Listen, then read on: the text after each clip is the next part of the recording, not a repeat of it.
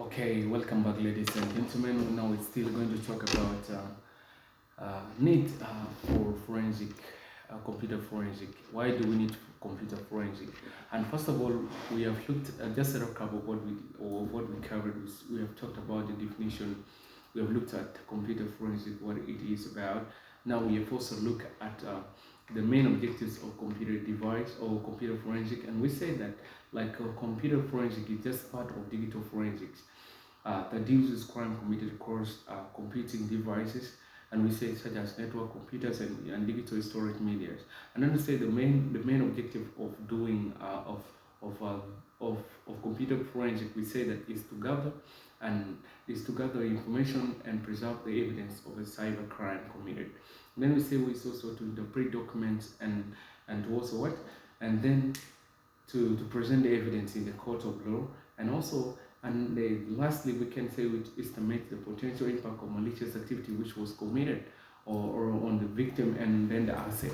Then we also say now we are looking at why do we need site. One is to ensure overall integrity and continued existence of IT system and network infrastructure within an organization. That is one most important thing, and why we need computer forensic. And second way, to extract, process, interpret factual evidence, such that it proves the attacker action in court. Because if you say someone attacked my system, you cannot just be able to say like he attacked the system, a particular system, and there's no evidence for it. So of course we need to prove that this person bypassed the system and you committed a crime. Third to it, we say that to efficiently track down perpetrators from what? From different parts of the world. Because if these perpetrators are bypassing the system, excuse me for that, bypassing the system, what do we do for it? How do we get the evidence? Then four, to protect organization financial resources. That is also another reason why we have to do that. And that's why we are asking ourselves, when do we use this computer forensics?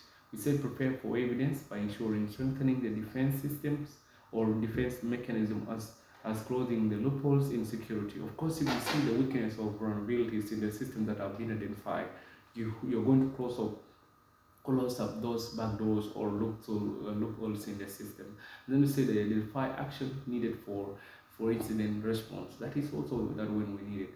And also to say act against the copyright and intellectual property theft.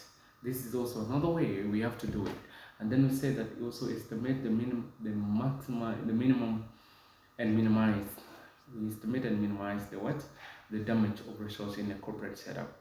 And these are some of the reasons when we need it. And then lastly, we say set a security parameter, and then formulate security norms for ensuring for forensic threats and readiness when time is needed.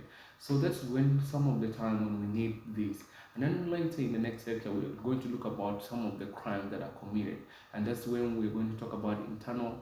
We are going to talk about the definition of cyber crime. What is cyber crimes? And when we're going to look into details, what are these different types of cyber crimes. And before we move into that, we're going to first look at what are the different type of attackers or attacks that are committed. We say we have insider attacks and also outsider attacks. So that's what we're going to see in the next lecture. Thank you for listening, and see you in the next lecture.